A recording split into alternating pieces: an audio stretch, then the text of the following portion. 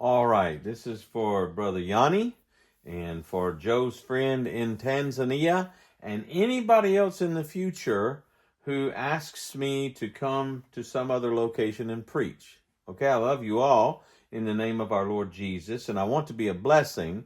But if I answered every person, every ministry who asked me to come to Pakistan or Myanmar or Tanzania or whatever, then I wouldn't be able to do what I know God's called me to do here.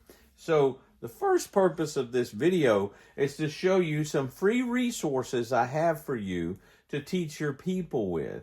And then I will complete it by trying to encourage you in what you're doing. Okay? So first, I'm sitting here at my laptop. All right, you can see the laptop correctly. Yeah. All right. So I'm going to open up a browser here.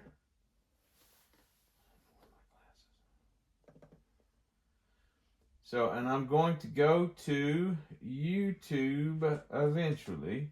It may take me a moment to get there. So we're going to go to YouTube. Now, it's my channel, so I could go to it one way very quickly, but I want to show you, if you go into the search bar there at the top of Google, you type in my name and the letters BIMI, I pull up. You see the picture of the cowboy hat, and both of these are me. So you just pull up this one here. Now the first thing that will begin to play is our ministry video.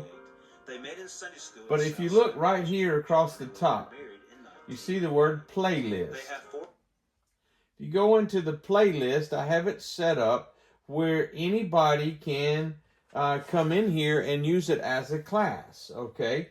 I have gospel presentation. So right now, I think there are 2 videos there. There's a gospel presentation in Icelandic and English, and there's a gospel presentation in French and English.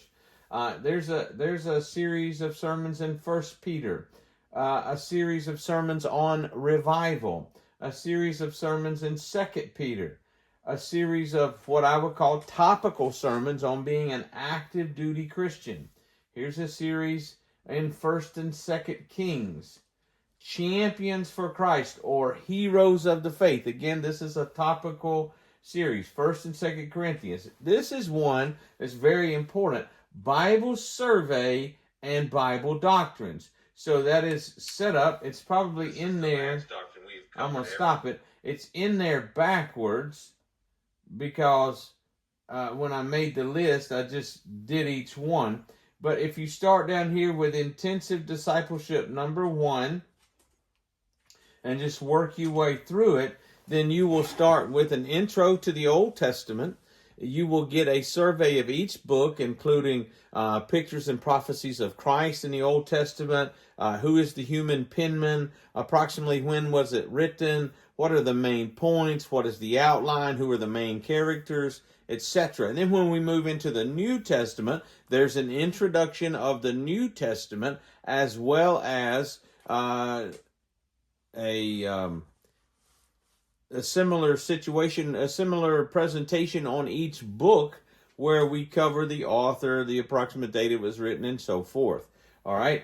Of course, all the way through, we talk about how the entire Bible is written by the inspiration of God. God breathed it, okay? So one thing that you often hear is it's a man-made book, all right? That is a farce, okay? This is not the sermon I want to preach to you today, but when you look at the scriptures, no other book, the Quran, was written by one man, if I'm not mistaken, in the late 700s. The Bible was written by 40 men from about 1500 BC through about 100 AD. So that's 40 men over 1600 years. One subject line. Oh, well, it was all written in the same language. The Quran was all written in the same language. But the scriptures were written in 3 languages, by 40 men on 3 continents over 1,600 years. When we look at the scripture, it is the inspired word of God, but it is also a reliable set of historical documents written by eyewitnesses during the lifetime of other eyewitnesses, covering not superhuman but supernatural events: walking on the water, the crossing of the Red Sea, turning the sun back so many degrees, and the piece de resistance. The most amazing thing then would be the resurrection of Christ. All right? 40 men, 3 continents, 3 languages. The entire New Testament can be reproduced minus just fewer than 10 verses in the commentaries. You see, in 2 Timothy chapter 2, I believe it is, the scripture says, study to show yourself approved unto God, a workman that needeth not to be ashamed, rightly dividing the word of truth. So it's not how we dress or which Bible we carry, but can we rightly divide the scriptures? That's how we know that we're in good standing with the Lord. The early church took that to heart, and they studied it out. They wrote commentaries. And so the Bible can be reproduced, all but just a handful of verses, through the early commentaries. The sermon I intend to preach to you in a little bit is about taking the gospel to other people. Within 50 to 100 years of John completing the book of Revelation, the Bible was translated into 3 other languages.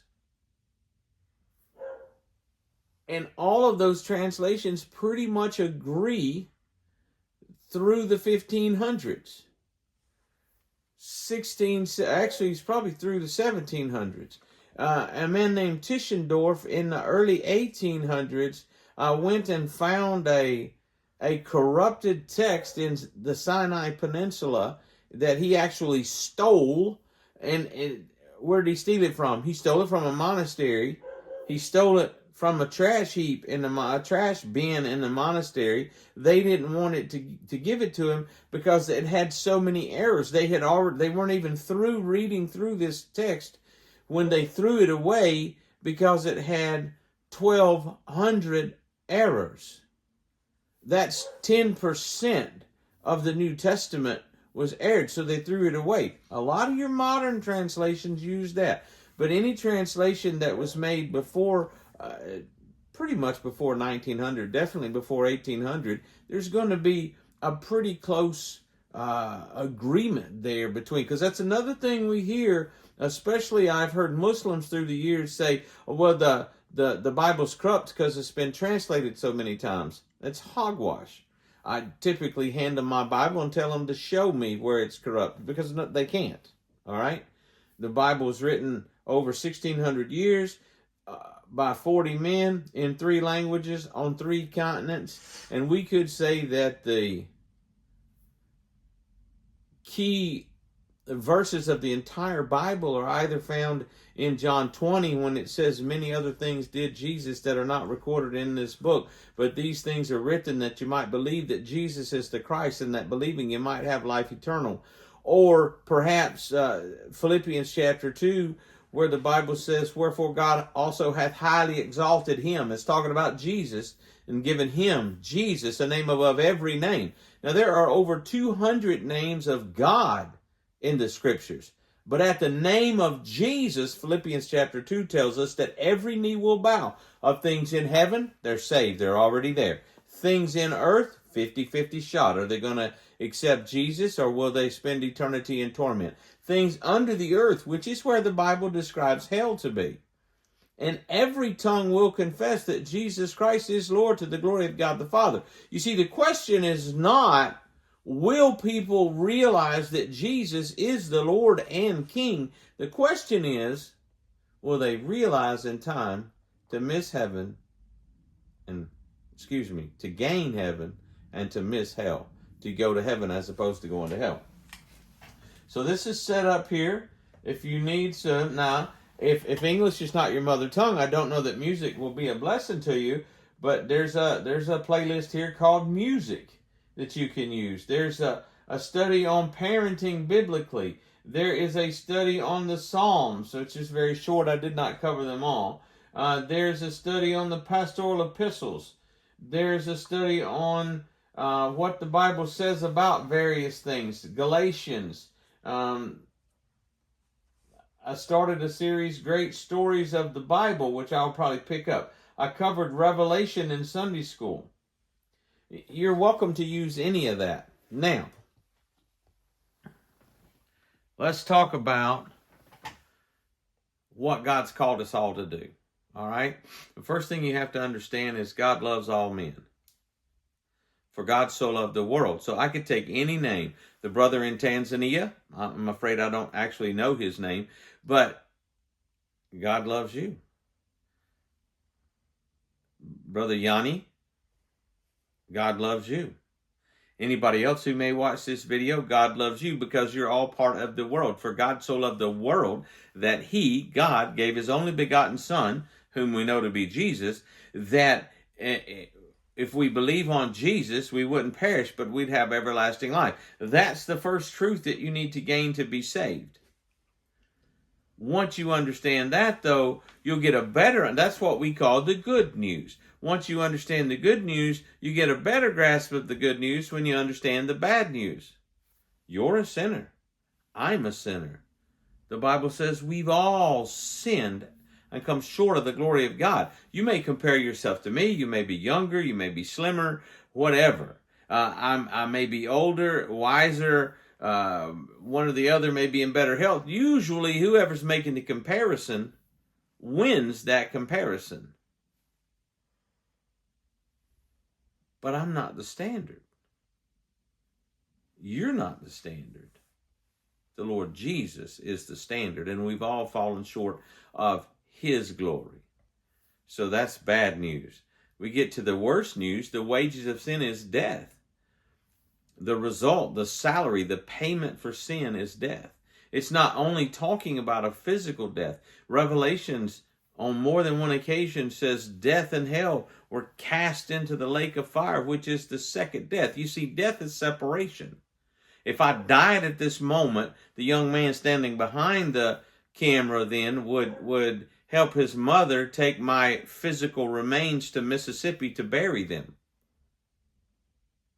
But who I am will be alive forevermore in heaven, even though it's separated from this body at some point.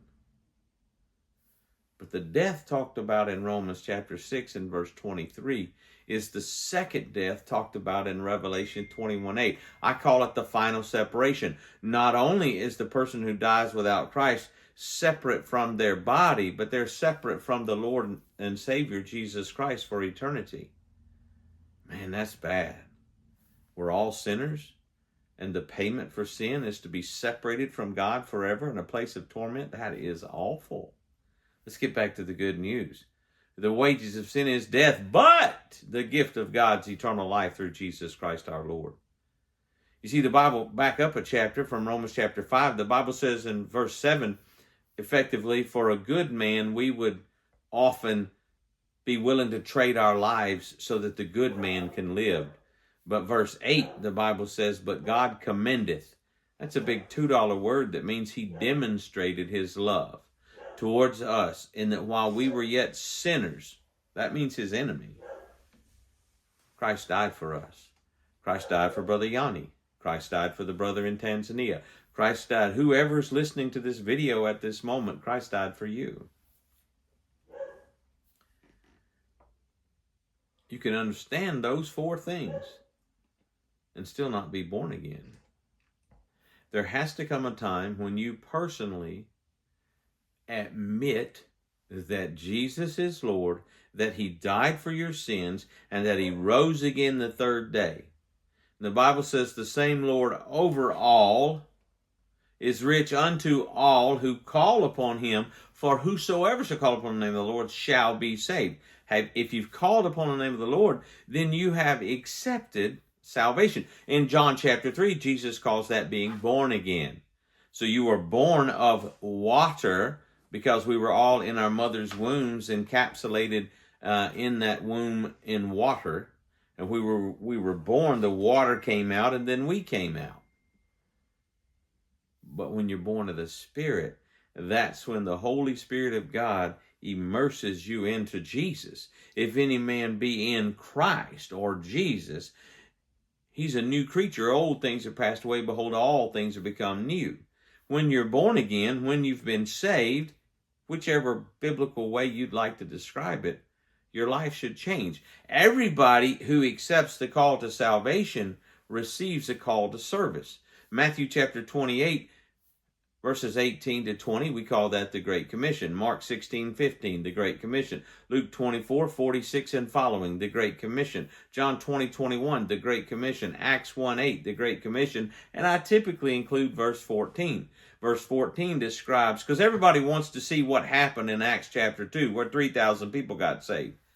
But not everybody's willing to pray and fast like the church did in Acts 1:14 for 10 days. Acts 1:8, ye shall receive power. That's the same power from Romans chapter 1 and verse 16, when Paul said, I'm not ashamed of the gospel, for it's the power of God unto salvation. It's explosive. It's his strength, his explosive strength. When we are in his will, we have his strength to see people saved. You go to Matthew 28:18, all power, he said, is given unto me in heaven and in earth. Go ye therefore. That power is the same power from Romans chapter 13, and it means authority. So we go forth in his power, his strength, with his power, his authority. John 20:21 says, as the Father sent me, so send I you. Now, you weren't born of a virgin. You can't walk on water. You can't take two small fishes and 5 small loaves of bread and feed your community. But when Jesus looked at the lost world, he was moved with compassion. So we go forth in his power, his strength, with his power, his authority, in his passion, his love. And all that was founded on prayer. Matthew 28, go ye therefore and teach all nations. That's pantata ethne. That's every ethnic group. Preach the gospel to every ethnic group. Mark 16:15, go ye therefore into all the world and preach the gospel to every creature. So that's every people and every person. Well, how do we preach the gospel? Do we just go out and make people get baptized? No, baptism is not salvation. Salvation is believing on the Lord Jesus Christ. Baptism is a step of obedience after we are saved. In Luke, it says that repentance and remission of sins should be preached in his name, beginning at Jerusalem. So we prayerfully preach repentance and remission of sins in his name to every people, in every person of every people, in every place, with his power, his strength, on his power, his authority, with his passion, his love. And we preface all of that with prayer, because prayer is the path to seeing God work in our lives and through our lives. So I'm going to pray for you now as you go out today to witness. And every day we should go out to witness. Every day should be spent in the service of God, whether we're working to earn money to put on our plate, or whether we're fully supported and just preaching. Whatever we're doing, the Great Commission consumes our life no matter what we're doing. Dear Heavenly Father, I thank you for the privilege of speaking to these people around the globe, and I pray you would take this simple explanation, both of the website and of the Word, to strengthen them, Lord. I pray that you would provide their needs. I pray that you would sustain them, and I pray you would utilize them to glorify your name. For it's in Christ's name we do ask it all. Amen.